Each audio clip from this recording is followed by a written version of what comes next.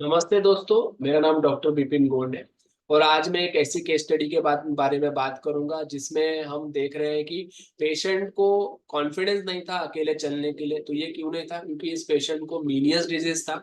मीनियस disease में होता क्या है कि आपको चक्कर का एहसास होता है, जिसके कारण आपका कॉन्फिडेंस जो है वो बहुत लो हो जाता है।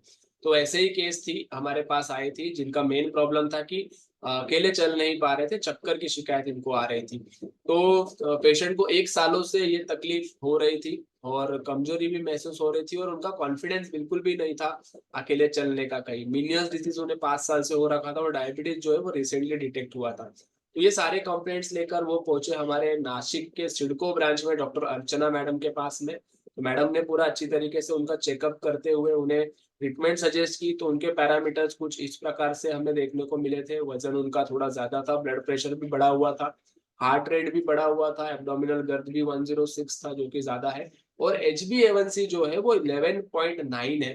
तो ये एक हायर रेंज HbA1c है, जो कि एक अनकंट्रोल्ड ब्लड शुगर है, ऐसा दर्शाता है। तो ये सारे प्रॉब्लम्स लेकर वो हमारे पास में आए। हमने हमारे पंचकर्म की ट्रीटमेंट इन्हें शुरू कर दिया, हमारा डाइट इन्हें शुरू कर दिया, लाइफस्टाइल में पूरा मॉडिफिकेशन, जो भी वो गलतियां कर रहे थे वो सारा कुछ हमने करेक्ट कर दिया। एक्सरसाइज हमने पेशेंट से करवाया, कंटिन्यूस मॉनिटरिंग हम इस पेशेंट का करते हुए इन्हें हमने इम्प्रूवमेंट तक पहुंचाया। तो इम्प्रूवमेंट इनकी थी जो इस प्रकार से, आप देखिए कि वजन जो है वो कुछ हमने 7-8 किलो इनका कम करा दिया।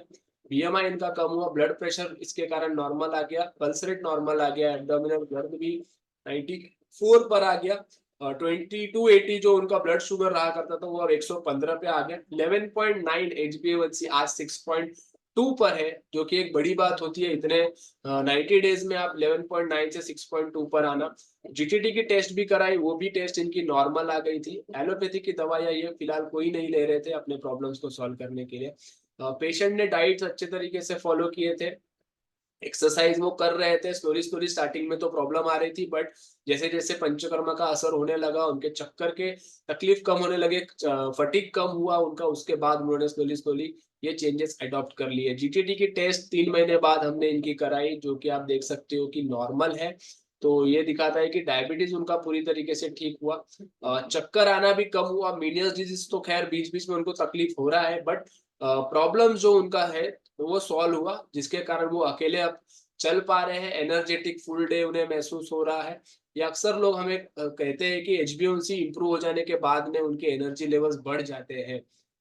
तो ये डायबिटीज BP इनका ठीक हुआ, मीनियस डिजीज के तकलीफ उनके कम हुए, अकेले चल पा रहे हैं। तो ये सारा कुछ बेनिफिट का श्रेय जो है वो डॉक्टर अर्चना केले मैडम को जाता है, जिन्होंने इस पेशेंट को इस प्रॉब्लम से बाहर निकाला और उन्हें अच्छी तरीके से मार्गदर्शन किया। तो अगर आप में के भी आसपास में आपको भी ऐसा कुछ तकलीफ है, तो आप नासिक सिडको माधवबाग के क्लिनिक में विजिट कीजिए और अपने प्रॉब्लम्स को मैडम से शेयर कीजिए। मैडम आपको सोल्यूशन उसके बारे में दे देंगे। Thank you.